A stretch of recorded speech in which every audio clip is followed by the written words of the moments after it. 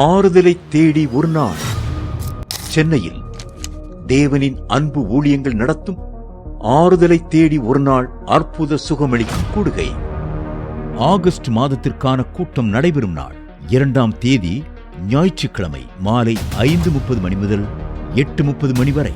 நடைபெறும் இடம் sacred heart matriculation மேல்நிலைப்பள்ளி மைதானம், தேவராஜ் நகர், 3வது மெயின் ரோடு, சோழிங்கநல்லூர், சென்னை 600119.